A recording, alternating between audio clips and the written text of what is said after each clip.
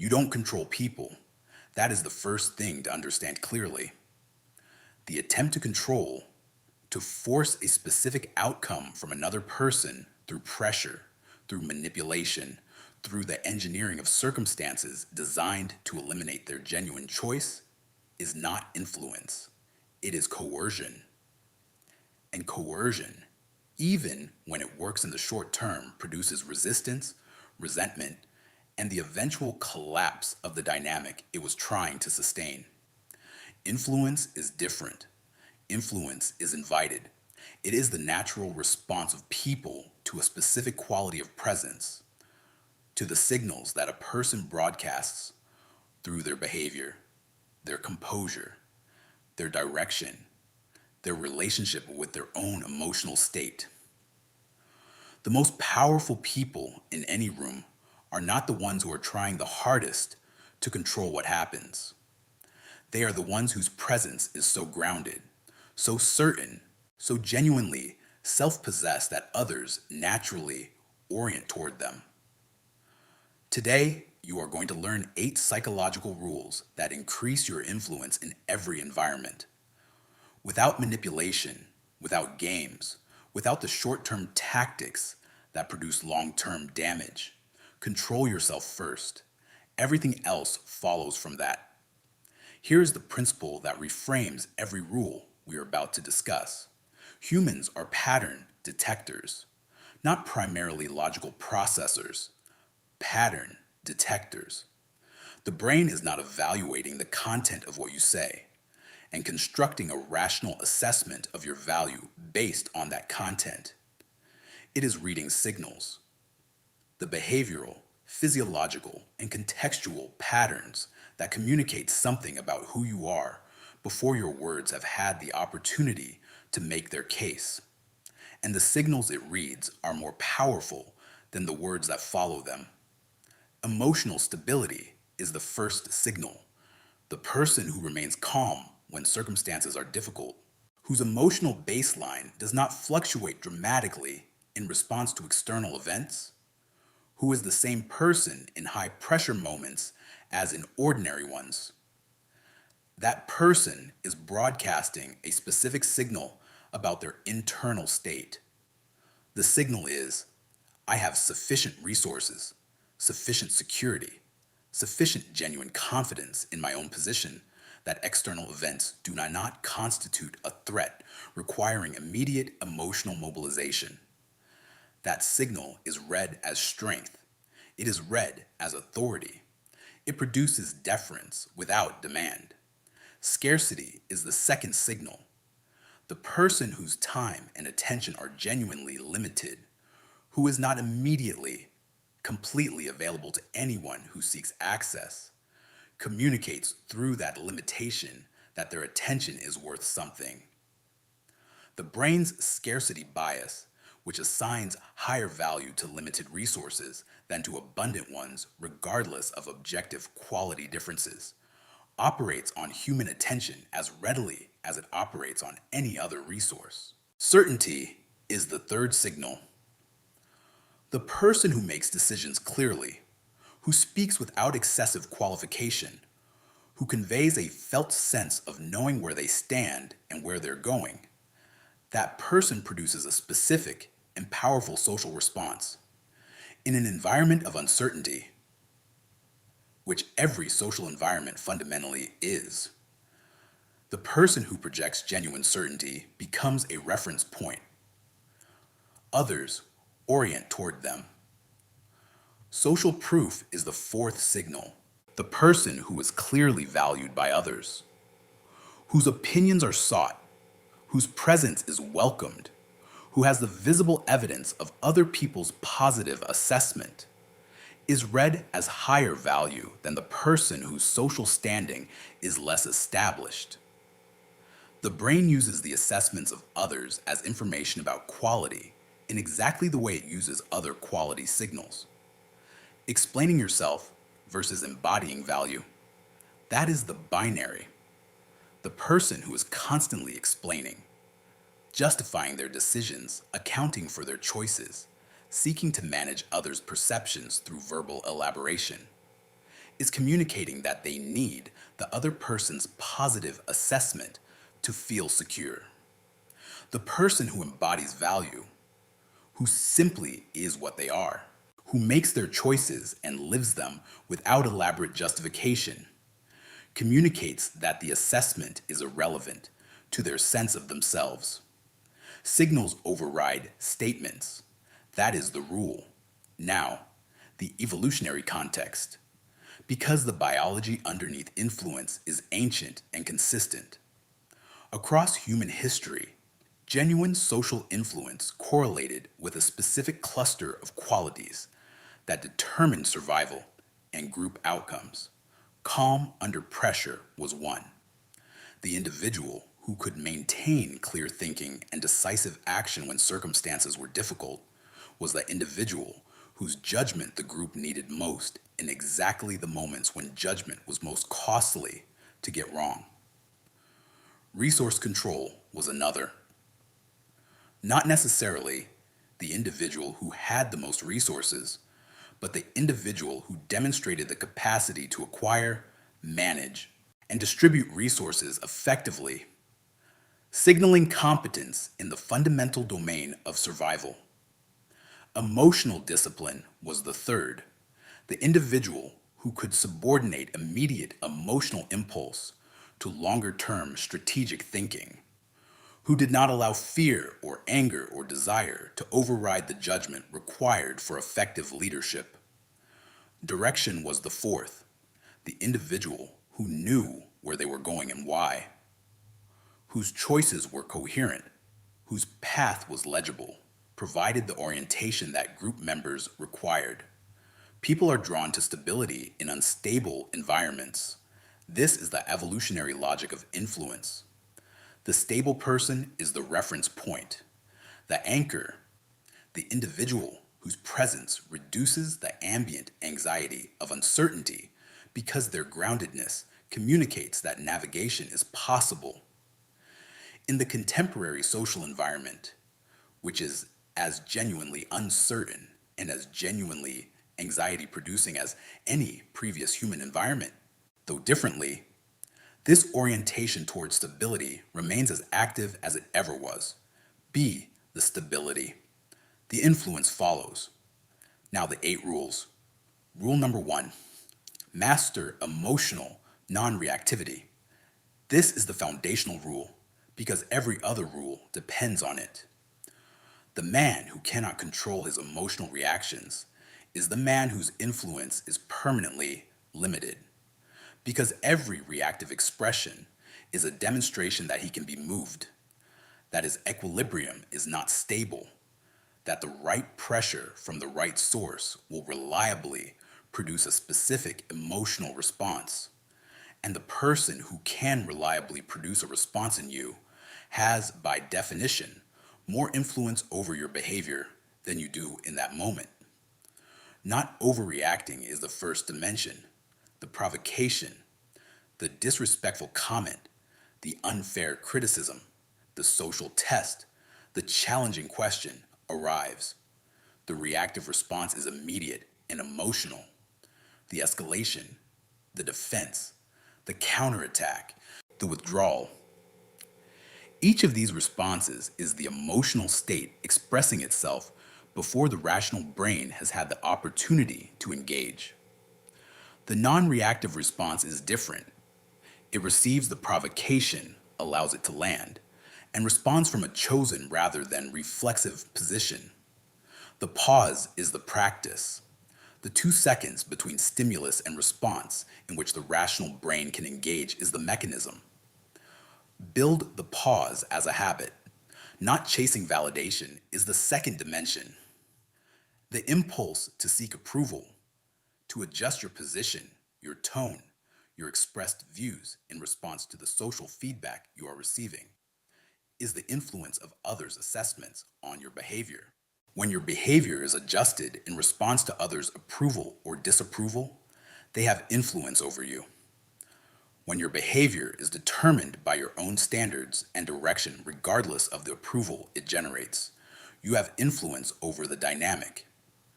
The calmest person controls the frame. That is the rule. And the frame is controlled not by aggression, but by the simple, consistent quality of remaining unaffected by the pressure to accommodate it.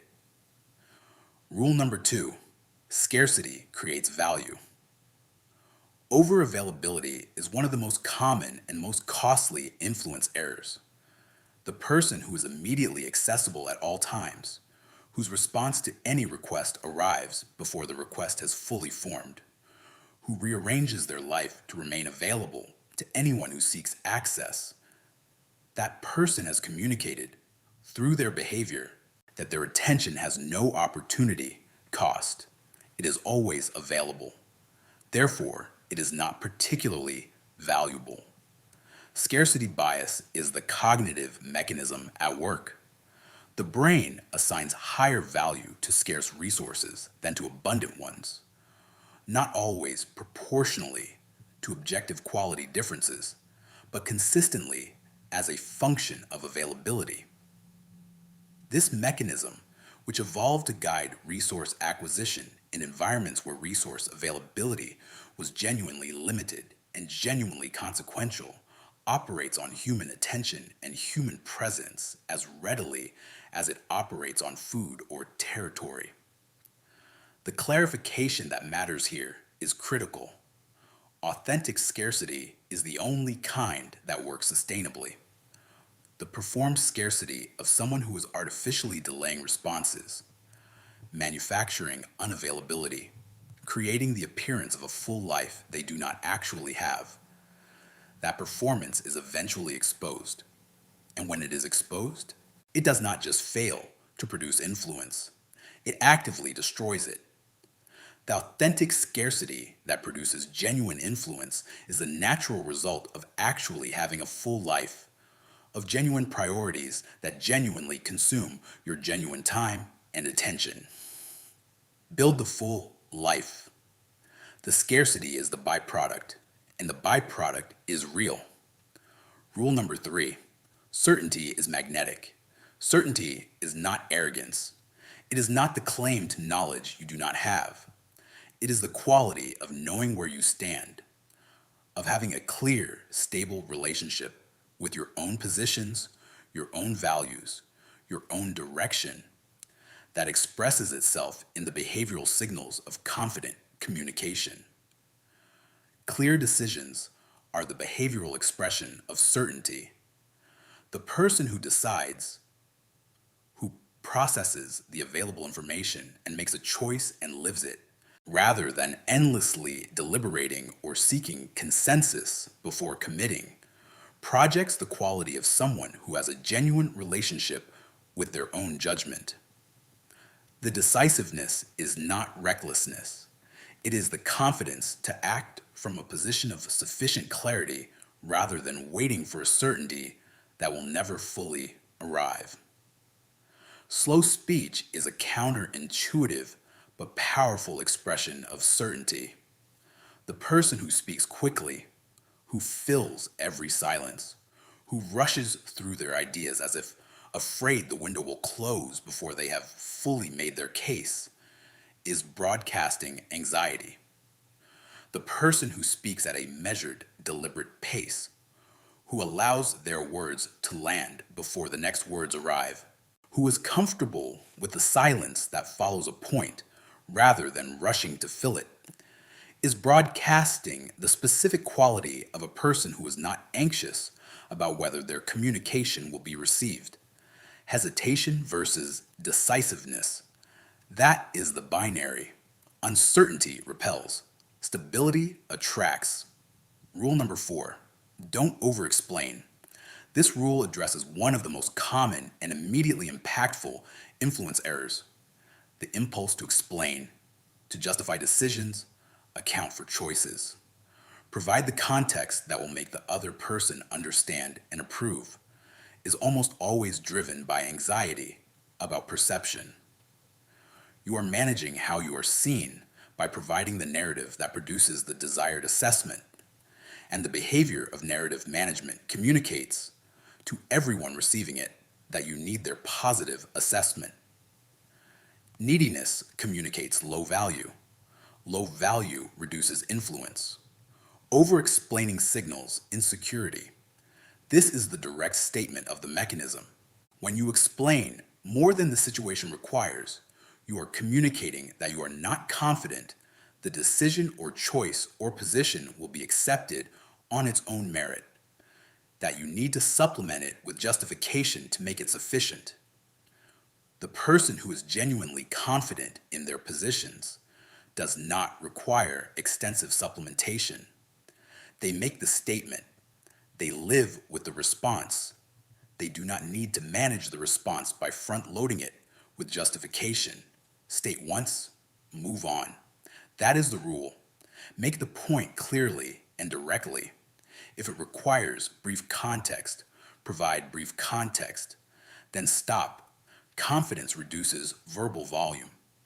The person who speaks with economy, who says what needs to be said and nothing more, communicates through the economy itself that they are not anxious about the reception.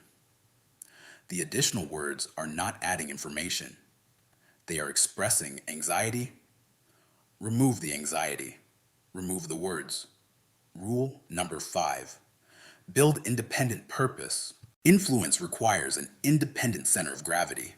The person whose world revolves around someone else, whose emotional state is determined by another person's responses, whose choices are organized around another person's preferences, whose direction is defined in reference to another person's agenda, has no independent gravitational pull. They are orbiting, and orbiting produces dependence, not influence. Purpose creates gravity. This is the mechanism. The person who has a genuine mission, who is building something, pursuing something, becoming something specific, has an orientation that is internal rather than externally defined. Their energy is concentrated toward their own direction. Their attention is invested in their own project.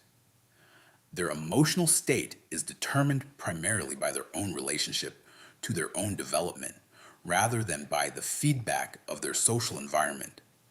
And this independent orientation produces a quality of presence that is compelling in a way that dependent orientation cannot match.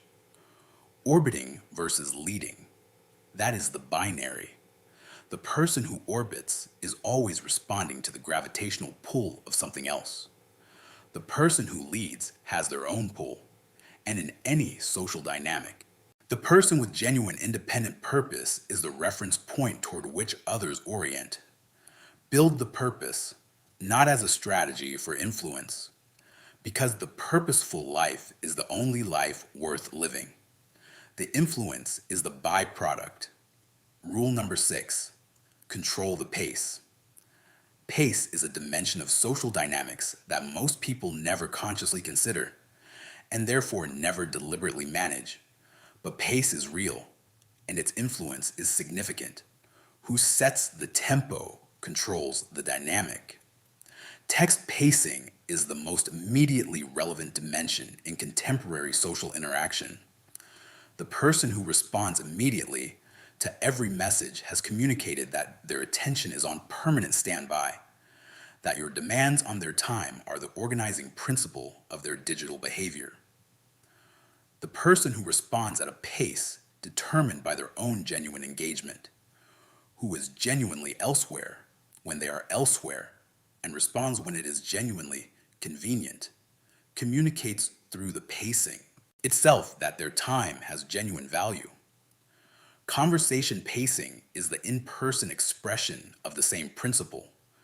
The person who rushes to fill every silence, who speaks quickly, who seems anxious to convey everything immediately, is being driven by the conversation's pace rather than setting it. The person who speaks deliberately, who is comfortable with pauses, who does not feel compelled to respond before they are ready, is setting the pace. And the person who sets the pace is the person in whose hands the dynamic's direction rests. Emotional pacing is the deepest dimension.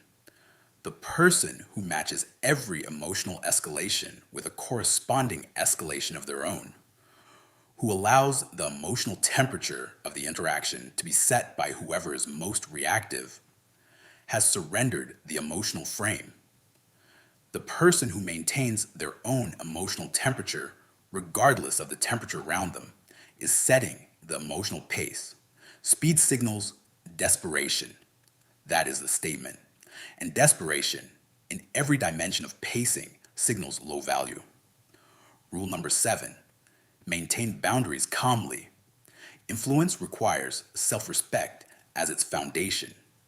The person who does not hold genuine limits, who accepts treatment that falls below their actual standards, who allows the behavior of others to push past the lines that define their genuine position, has communicated that their standards are negotiable, and things that are negotiable get negotiated. Calm tone is the first requirement of effective boundary enforcement. The boundary communicated with emotional escalation is delivered in a way that makes it easy to dismiss, as reactivity rather than as a genuine position. The boundary communicated with calm directness is delivered in a way that makes it difficult to dismiss, because the calm itself communicates that this is not a reaction to a specific provocation, but a genuine statement of a genuine limit. Direct language is the second requirement. The boundary that is hinted at, that is communicated indirectly through implication and hope of inference, is not a boundary. It is a preference that has been too anxious to state itself clearly. The direct statement, "This is not acceptable. I will not participate in this. This is where I stand," is the only communication that reliably conveys a genuine limit. No aggression is the third requirement. Aggression communicates emotional activation, the specific quality of someone who has been pushed past their tolerance. And emotional activation communicates that the limit was approached from below, that the boundary was exceeded before it was enforced. The aggressive response tells the other person that they have power over your emotional state. The calm, direct response tells them that the limit is being enforced from a position of choice rather than from the pressure of having been pushed. Aggressive versus firm. That is the binary. The firm is more powerful than the aggressive every time. Rule number 8, detach from outcome. This is the rule that ties everything together. And it is the hardest to practice because it runs counter to the instinct that drives most social behavior. The instinct to secure the outcomes we want. Needing a result gives away leverage. This is the direct statement of the mechanism. When you need a specific outcome, when your emotional well-being, your sense of security, your assessment of your own value depends on a particular situation resolving in a particular way, the person whose behavior determines that outcome has power over you. The power is proportional to the need. Maximum need equals maximum leverage transferred. Detachment signals options. The person who is genuinely detached from any specific outcome, who would prefer certain outcomes but who does not need them, whose life is genuinely structured in a way that makes multiple outcomes viable, communicates through that detachment the specific quality of a person who has genuine options.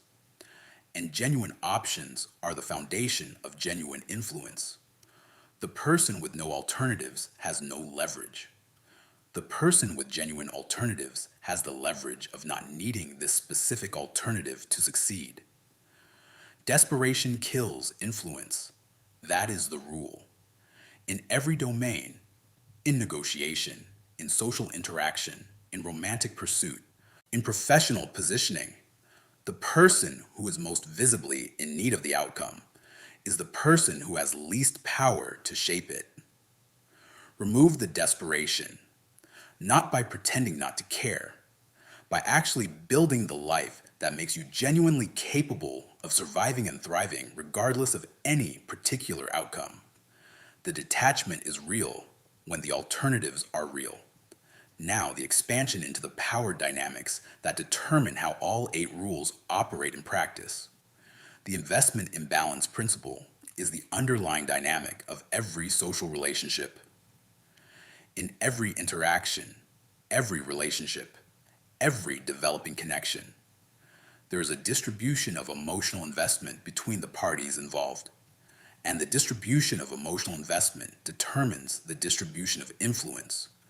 The person who is more emotionally invested is more motivated to accommodate, more sensitive to the other's signals, more willing to adjust their behavior to secure the desired outcome. And the person who is less emotionally invested, whether by deliberate design or natural circumstance, has more freedom to behave authentically, to maintain their standards, to engage genuinely rather than strategically.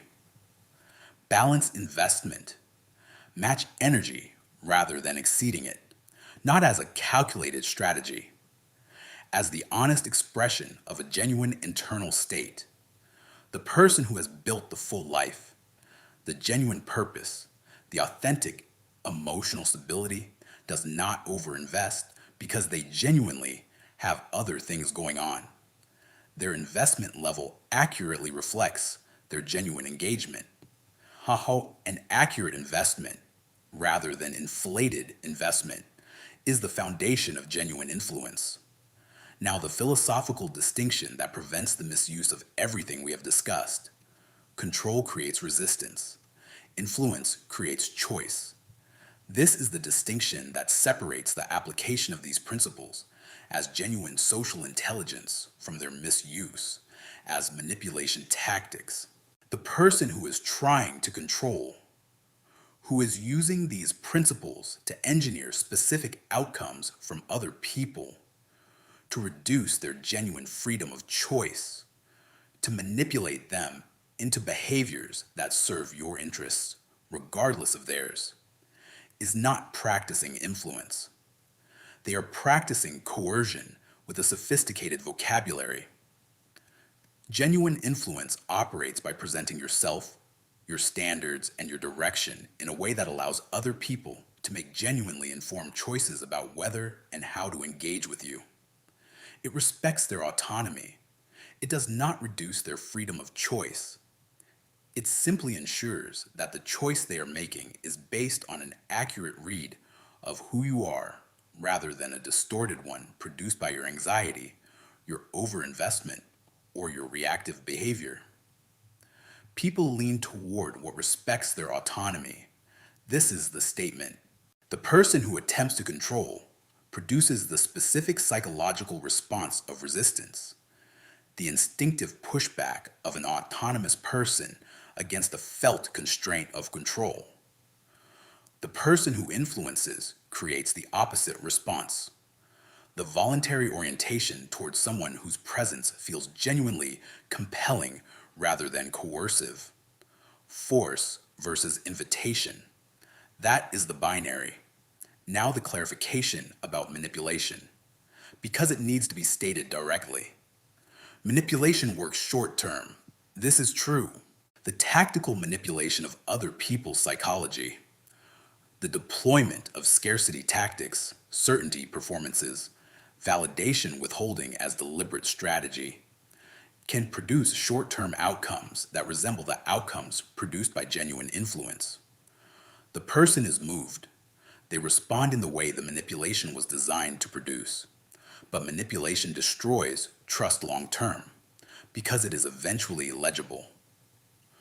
The performed certainty that is not grounded in genuine conviction collapses under the first genuine challenge.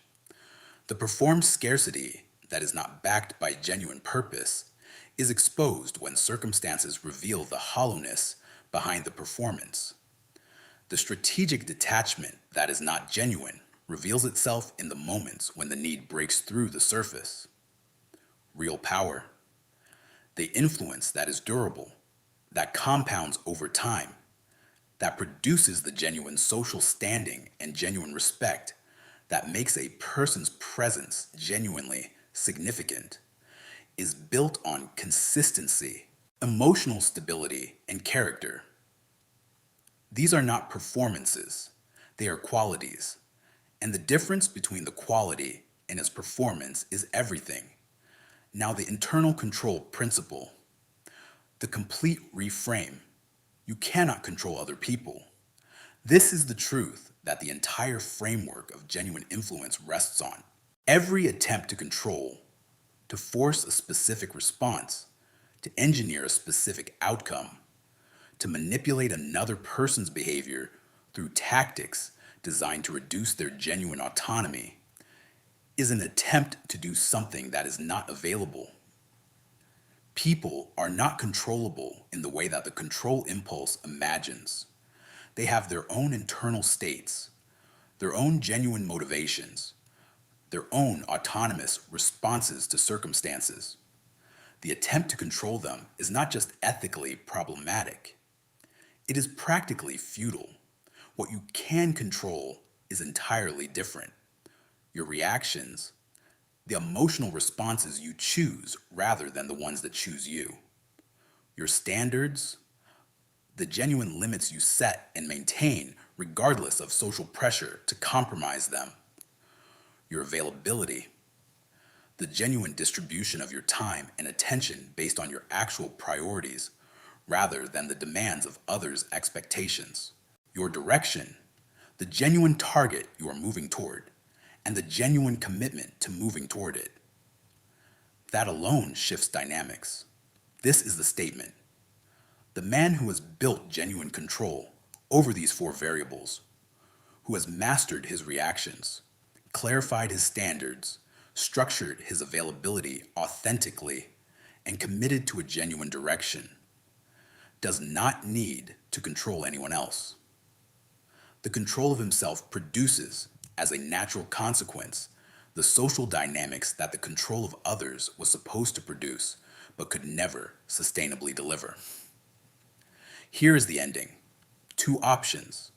You can try to control people, can continue to invest your energy in the attempt to engineer specific responses from others through pressure, through tactics, through the manipulation of the variables that influence their behavior. This path is available. It produces temporary results and long-term damage. It requires constant vigilance, constant management, constant investment in the maintenance of the performance. And it never produces genuine respect, only the compliance that is given to avoid the cost of non-compliance. Or you can build a presence so strong that people adjust voluntarily. You can invest your energy in the development of the genuine qualities, the emotional non-reactivity, the authentic scarcity, the genuine certainty, the independent purpose, the controlled pacing, the calm boundaries, the authentic detachment that produce the quality of presence that commands orientation without demanding it. This path is slower. It requires genuine development rather than tactical deployment. It produces something that the other path cannot, the durable, compounding influence of a person who is genuinely worth orienting toward. Influence is not domination. It is disciplined self-control combined with calibrated social intelligence. The self-control is the internal work, the mastery of your reactions, the building of genuine emotional stability, the development of the authentic qualities that the rules in this script describe. The social intelligence is the external application, the accurate reading of social dynamics, the calibrated expression of genuine presence, the recognition of what each environment requires, and the capacity to meet that requirement from a genuine internal reservoir rather than a performed one. Control emotion. The reactions that express themselves automatically in the absence of deliberate practice are the reactions that give away your leverage, reveal your insecurity, and undermine the influence that your genuine qualities could otherwise produce. Build the control. Practice the pause.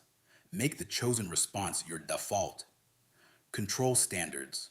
The limits that you set and maintain, regardless of the social pressure to accommodate, regardless of the emotional cost of holding them, are the behavioral expression of genuine self-respect. And self-respect is the foundation that every other element of influence rests on. Without it, the scarcity is performed, the certainty is anxious, the detachment is forced. With it, they are natural. Control direction, the genuine target you are moving toward, the specific, committed, deliberately chosen direction that gives your days their structure and your choices their meaning, is the quality that produces the independent gravitational pull that the orbiting person can never generate. Define the direction, commit to it, move toward it consistently. The social dynamics orient around people who are going somewhere worth going. Be that person. Power begins within. That is the text overlay, and it is the truth that closes everything. The influence you are looking for is not something you acquire from the external world through the right tactics or the right performances. It is something you generate from within, from the genuine development of the qualities that make a person's presence genuinely significant. Build the internal. The external follows, always.